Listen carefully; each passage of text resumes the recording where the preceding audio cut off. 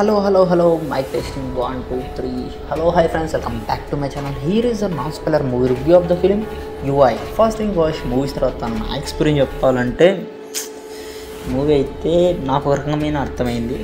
నాకు నచ్చిందేనే మాట్లాడతా ప్రస్తుతానికి. ఎందుకు చెప్తున్నానంటే చాలామంది రివ్యూవర్స్ చూసిన తర్వాత అంటే వాళ్ళు ఏం చెప్పినారు అనేది నేను చూసినాను.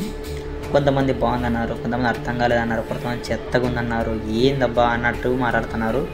కానీ వాళ్ళందరికీ తెలియదు అనుకుంటా ఇది యూఐ యూనివర్స్. ఎందుకంటే ఉపేంద్ర యూనివర్స్ అనమాట. ఈ మూవీ అంతా టోటల్గా ఎంతసేపు రన్ అవుతుందంటే 2.5 hours రన్ అవుతుంది ఈ మూవీ.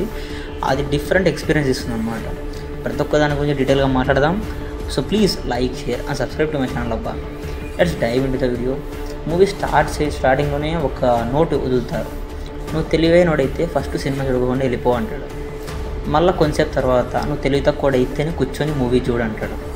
అర్థమైందా? ఎందుకంటే తెలివైనోడు తెలివి తక్కువ ఎందుకు కంపేర్ చేశాడనేది ఇది మీకు అర్థం కావాలంటే టోటల్గా నువ్వు మూవీ చూస్తేనే నీకు అర్థమవుతుంది. ఎందుకంటే ఈ సినిమా నీకు నచ్చలేదు అంటే నీ సొసైటీలో ఏం జరుగుతుందో, నీ లైఫ్లో ఏం జరుగుతుందో దాన్ని నువ్వు యాక్సెప్ట్ చేయనట్టే లెక్క. అంటే ఈ మూవీ కథ అనేది నేను రివీల్ చేయడంలే, స్పాయిల్ చేయడంలే, కానీ ఎందుకు చూడాలనే దానికి నేను చెప్తాను. ఈ కథ అర్థమైందా? ఎందుకు చెప్తానంటే యూఐలో ఏదైతే చూపించడం జరిగిందో మెయిన్గా స్టోరీ నరేషన్ అనేది అంత తోపేం ఉండదు. ఓకే వెళ్ళిపోతూ ఉంటుంది. కానీ ప్రతి ఒక్క సీన్లో ప్రతి ఒక్క డైలాగులో కూడా ఉపేంద్ర గారి సిగ్నేచర్స్ కనిపిస్తూ ఉంటాయి. నువ్వు పాతగా ఉపేంద్ర మూవీ చూసినట్టయితే ఆ మూవీలో ఎట్లుంటుందో దానికన్నా భయంకరంగా రియాలిటీని చూపించడం జరిగింది మూవీలో. నాకైతే సీన్ టు సీన్ ఆయన సిగ్నేచర్ కనిపించింది. ఇట్స్ ఎ గుడ్ అనిపించింది. కానీ కొన్ని చోట్ల డ్రాప్ అవుట్స్ ఉన్నాయి, నేను కాదన్ను. ఎందుకంటే టెక్నికల్ డిపార్ట్మెంట్ అయినా, సాంగ్స్ అయినా, బీజిఎం అయినా, వాళ్ళకి ఇచ్చిన కాస్ట్యూమ్స్ అయినా ప్రతి ఒక్కటి కూడా ఏదో అట్లా సర్దేసినారు. కానీ స్టోరీ నరేషన్ అయితే ఇట్స్ ఎ గుడ్ అని చెప్పుకోవచ్చు. నాకు పర్సనల్గా అయితే ఉపేంద్ర గారి మూవీస్ చాలా ఇష్టం. నీకు నచ్చిందా? ఖచ్చితంగా నీకు మూవీ అయితే నచ్చుతుందని నేను ఆశిస్తున్నాను. ఎందుకంటే నాకు ఒక రకంగా అర్థమైంది, నీకు ఇంకొక రకంగా అర్థమవుతుంది. నేను చెప్పేది వింటున్నావు కదా, చెప్పిన తర్వాత నువ్వు మళ్ళీ మూవీ చూడు, నీకు ఒక రకంగా అర్థమవుతుంది.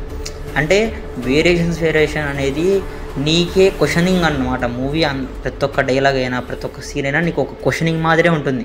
అలా రాయడమైనా అలా థింక్ చేసి చూపించడం కూడా ఒక ఆర్ట్ అన్నమాట. అది నా దృష్టిలో అది ఒక ఆర్ట్.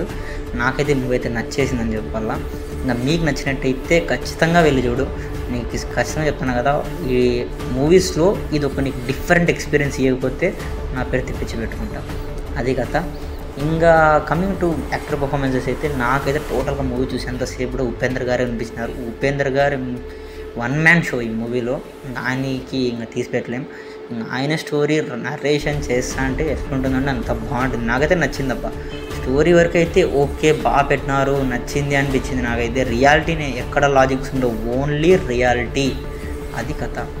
ఇంకా ఈ మూవీకి నేను ఇచ్చే రేటింగ్ అయితే 4 ఇస్తాను. పర్సనల్గా ఇచ్చుకుంటాను కాబట్టి నేను ఇచ్చుకుంటాను. 4 ఇస్తాను 5కి. మళ్ళీ కొత్త రివ్యూతో మళ్ళీ మీ అందరికి వస్తాం. అంతవరకు బాయ్ ఫ్రెండ్స్.